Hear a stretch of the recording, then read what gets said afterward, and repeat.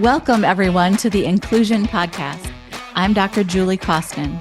And I'm Dr. Christy Preddy-Franzak. We're so glad you're here as we explore all things inclusion. So whether you're a school leader, an educator, a parent, or simply passionate about inclusion, this podcast is for you. In each episode, we go beyond the usual conversations, diving into what truly makes inclusive education work. Together, let's make a difference, one conversation at a time. Here we go. Hi, everyone, and welcome to episode 51, where we're talking about our all-time favorite topic, co-regulation. And we're going to be using an analogy that is very near and dear to our hearts right now because we're both over 50, and we're constantly thinking about if we're too hot or too cold. What you say, Christy? Yeah, I was going to say something totally different, and then you said that. And it's totally true because it's like the window of tolerance, right? It's so small. It's like, I'm hot, I'm cold, I'm hot, I'm cold. Oh, I'm so hot, I'm so cold. That's right. Yep. That's right. So today we're going to be talking about you as an educator being in charge of the thermostat in your classroom and the furnace. And we're moving into a deeper way to understand co-regulation through this analogy. Okay, so every analogy has some shortcoming, but bear with us for a minute. So imagine that there's a classroom and that's the house or the apartment or the condo. Okay. You, the educator, are the thermostat. Mm-hmm. And then your students, their emotions, their wholeness, right? Their bodies, their brains are the furnace. And I think this is where it instantly gets complicated because there's one house, one thermostat, and the furnace is a collection of many. Sometimes there's more than one thermostat, though, thankfully, when you're co-teaching or when you have a paraprofessional. Julie. Don't forget. I love that. Yeah. So that's good. That's good news. Okay, that's good news. You can have Yeah. one on that wall and one on that wall. One upstairs, one downstairs. Yeah. So educators are thermostats. I'm just kind of repeating. Educators are thermostats, and they are sensing the emotional climate, and their job is to adjust it constantly, a little bit more, a little bit less, a little bit more, a little bit less, a little more for you, a little less for you. And then the kids, they are the furnace. Yeah, so the thermostat's job, just as you were alluding to, isn't to force the furnace to behave in a certain way. So like the thermostat in your home or in your classroom isn't like dictating or telling. It's sensing when the environment is getting too hot or overwhelmed, let's say, or too cold where people are shutting down. And then they adjust itself to create the conditions where the furnace can respond. Turn on, turn off, speed up, hotter air, colder. Okay. So here you are as a thermostat, and you're also teaching social studies, math, science, or something else. And your job while you're teaching is not just responding to the behaviors that you see, but responding to what you're sensing. And I think excellent teachers do this all the time. They're constantly looking at what's underneath the behaviors that we're seeing and what do I need to do to help these little tiny furnaces or these giant furnaces get back to adjustment or homeostasis. Okay. So our job is to adjust the emotional environment, their brains. And folks, we do this through this phrase that we've talked about in other podcast episodes called co-regulation. So co-regulation can sound super fancy and super complicated, but Julie and I are going to give a couple of definitions or key words about how we think about co-regulation. Then we're going to jump to the solutions. And so if you want to get ready at inclusiveschooling.com/download 51, you can get the handout for this episode where you're going to get 10 foundational co-regulation moves, like 10 core practices to be a good co-regulator or a good thermostat. And then we're going to give you 60 other strategies that will help you adjust to meet the furnace's needs, I guess, before it's too hot or too cold, while it's like you walk in and it's way too hot and too cold, it's already too late.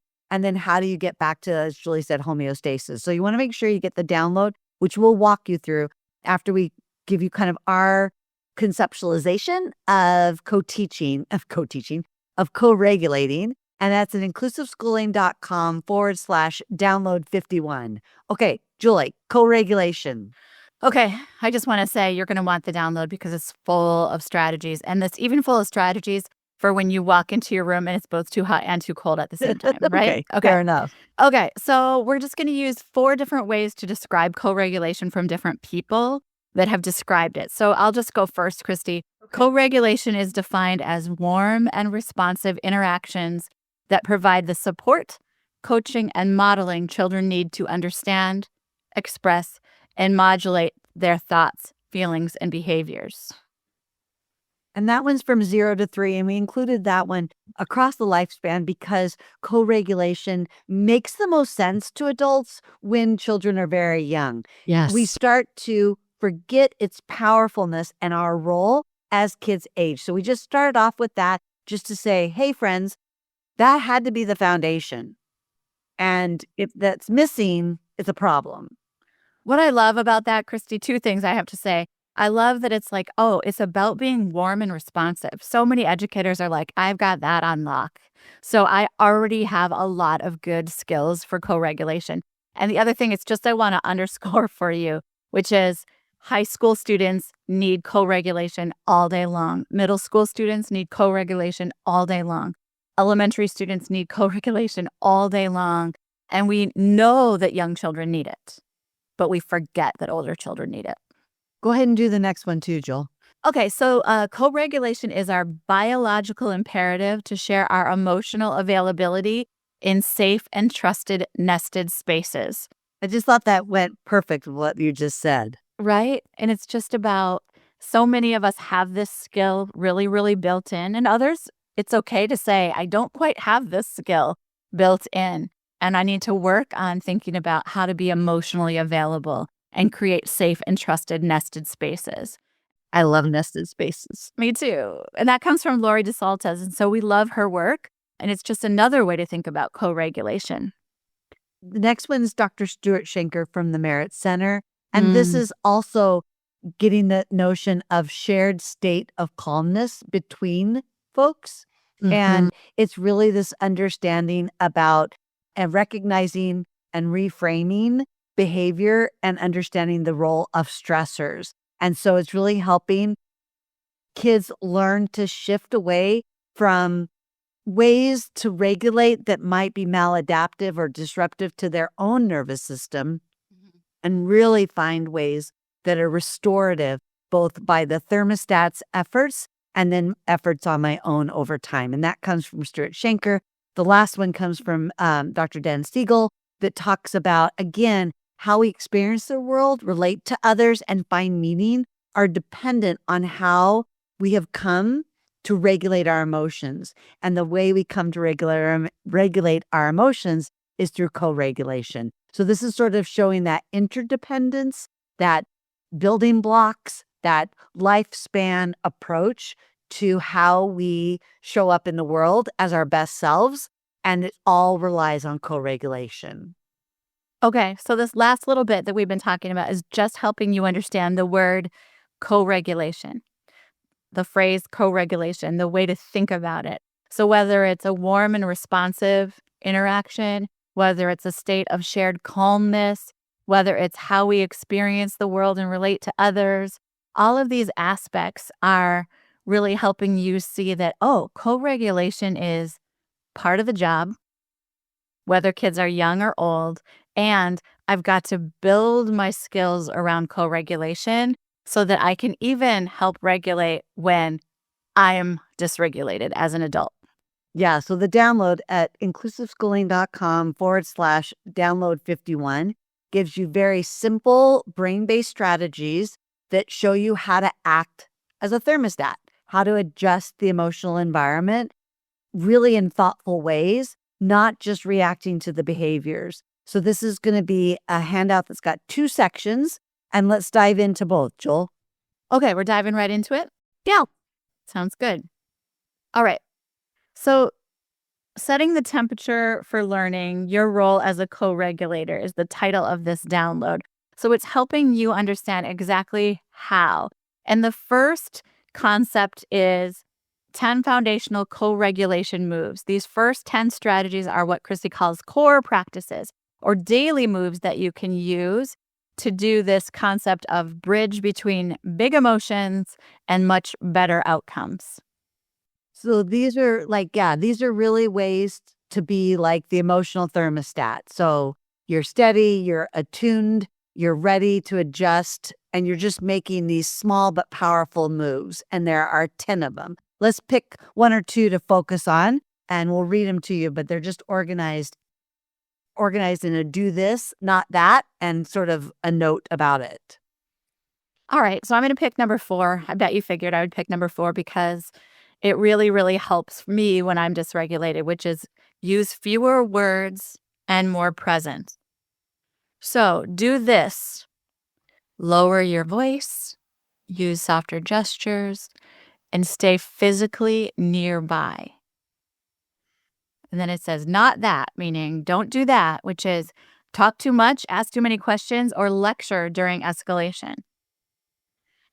And what we know about both younger and older students is they most often respond better to nonverbal support first. Mm. Sorry, I just like to sit with that sometimes. It's like after you lower your voice because we get so excited, then I get calm and I'm like, I don't want to disrupt that with more of the fire hose. More Okay, I'm words. going to pick number 10, JC. Mm-hmm. So these again, just 10 core practical strategies that help you be a thermostat. It's model and teach coping strategies, not just rely on coping mechanisms. So do this. Use slow breathing rhythms. And there's all kinds of things out there that would be age appropriate, like smell the flower, blow the candle. But you're also thinking about not just taking breaths, but are there purposeful movements? Sometimes people need to have some bodily kinesthetic things. And so, like a wall push up, or carry something heavy, or do resistance bands, or push a shelf not like in an aggressive way, but in actually kind of giving your body that kind of feedback. You're doing the temperature, you're being the thermostat, you're providing these opportunities.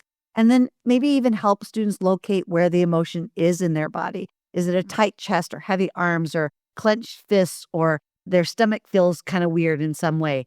Again, Mm. this is all helping them identify what would I need to do in this moment that would be adaptive. But try not to do things that are like a lot of distractions from the behavior. We're actually encouraging people to turn inward and notice the feeling more and do something with it instead of like distract them from it, stuff it, move on, or do things like stickers or treats or put up screens because they're distracted. I'll just put up something in the environment instead of noticing how it feels in my body and what I can do about it.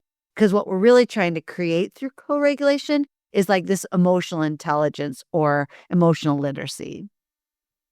Ah, emotional literacy isn't naming feelings on a chart. Emotional literacy is stopping and spending time in your body and noticing where Mm. you feel it and naming it and talking about it.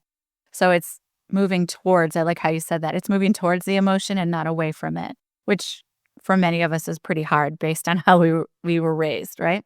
Yeah. So these are just like 10 practices. Try them, embed them, go for them. We also understand they don't help in every situation with every kid.